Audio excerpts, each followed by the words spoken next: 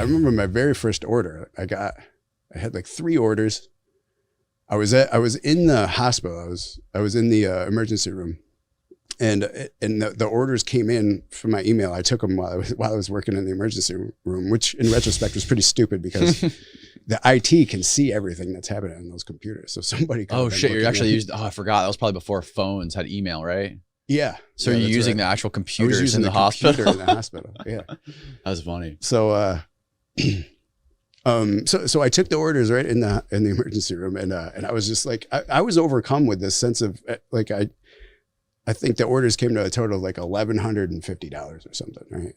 And my profit margins at the time were something like I don't know, I think it was 250%. Holy shit! Yeah, the profit margins were big, but I'll go into detail. When I started my own UGL, it got much better. Like, yeah, I'll go over all the business stuff as soon as we get there. But so on that order alone, right, I probably made like, I don't know, $550 or something after I profit. Yeah, profit, which was the most I'd ever made in one day in my entire life. So right there, the first day the orders come in, what that does is that money puts the warm feeling in your chest, and that's a massive dopamine response, right? Right. So now all of a sudden I'm just glowing, and I'm like, you become passionate about this, right? Now, and you're like, I got to do this more. This is fantastic. So it just kind of drove more passion, and I just remember that warm feeling in my chest when I went and picked it up too. When I went and picked up that money, and I had like $1,100 in my hand, like I had never really held that much money. Oh, Western Union. So Western Union is the only anonymous way you could do it at first. But again, as you'll see, that this became a problem because Western Union shuts down after you collect so much money. They shut down your ability to collect more money from one person. So I can only collect $20,000 a year. Okay. And once you collect that, they shut your name down and you can't collect anymore. So now you got to go find other names. Right. And this became a whole problem. Yeah. Because when you're collecting millions of dollars, you need a lot. That of becomes people. The hardest part of your business. Yeah. And it did. And I will get to that. It became a major problem to collect money. So now I'm at this, I've got, I don't even remember how many, but it was a decent amount of clients, especially for me. I had never seen this much money coming in, and it's probably like, I don't even know how much it is, like maybe $1,000 a week. It's funny how it's like a snowball effect too. You know, like you're saying, like you had that burning feeling in your stomach and you feel like, oh, I make this much money. Yeah. I can make so much more. Like now this is my new baseline. Yes. You know what I mean? It's funny how it works. Yep. Yeah, you're correct. And it's like, it's the same thing goes the opposite way. If you like have no money, it's like a slippery slope. You know what I mean? It's hard to get your head above that. That's right. Yeah. Yeah. Above the clouds. Yeah. And I had speared that whole gambit of emotions and from going, doing okay to going back down to now coming back up again. Mm-hmm. You're right. And you feel good. You feel good. Yeah. You start feeling good finally. You're more optimistic. You see more opportunities. Yeah. So, at this point I want to go into this too, but I think maybe I'll do it a little later, where people just kind of label drug dealers as greedy. You're greedy, right? Oh, you're greedy. You just did it for the money. And it's absolutely not an accurate depiction of why you do it, right? It's not, the money is great, but it's not about money.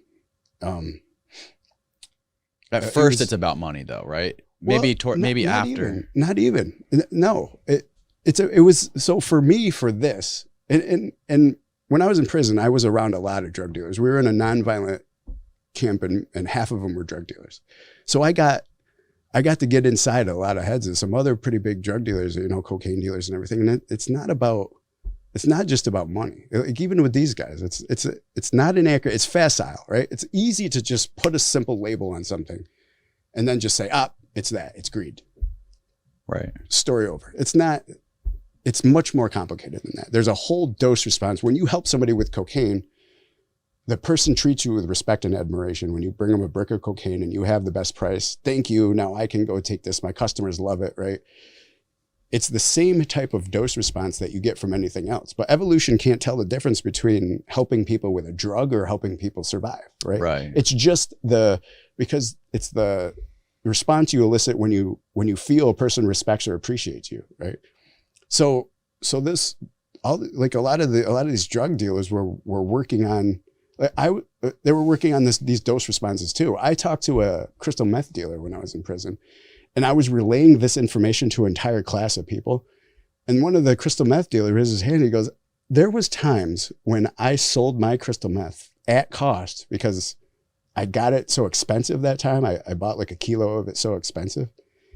And I didn't want to disappoint my clients by raising the price. So I just sold an entire kilo at cost and made nothing. But I still wanted to do that just so I could be the man. And in the drug business, a lot of people will front you product and then say, you pay me later. Like, here you go, take this, and you can pay me when you get the money. Right. And it's still so you know, in that case, it wasn't about money because you didn't make any money. Or in that case, you know, like you could lose that money, right? You're giving them a loan. You're trusting them. It's more about the connection you make with somebody is very intensely elicits an intense dose response. Right. And a lot of continuing to build these cocaine or crystal meth empires is built on that.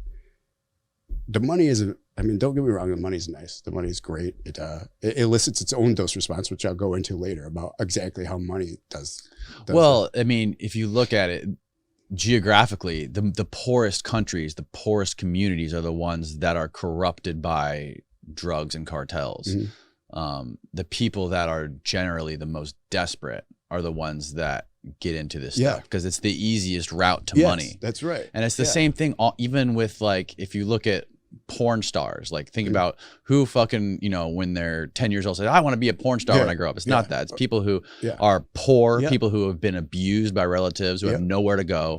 Like, how the fuck am I going to get out of this house where my uncle's abusing me every fucking day? Mm-hmm. I need to get out tomorrow. Okay, I could go fucking do porn and make 10 grand a week. Whatever. It's not only about the money to get out of that situation too. It's what can I finally do to gain some respect and admiration within the community. And if you're a good porn star, a lot of people admire you and respect you. You have fans, right? Once they get into it. But I'm saying like the catalyst, the thing that the jump off initially might be money. Like they, in a desperate situation, they need to get away from. And then after that, they could maybe, I think the other part comes. The other part comes and you grow with that, right? So I guess the point I'm trying to make is that not that money is a zero factor in everything, but it's not the only factor. Right. And a lot of people just want to simply just label it greed and throw the key away and that's it. And it's not that simple. It's very complicated. What drives motivation in people to do things. Mm-hmm. And that's just all I wanted to instill. So for me, and I'm going to explain pretty soon, like what drove me to continue and build this empire was not, you know, it certainly wasn't all money. It was more factored into helping people.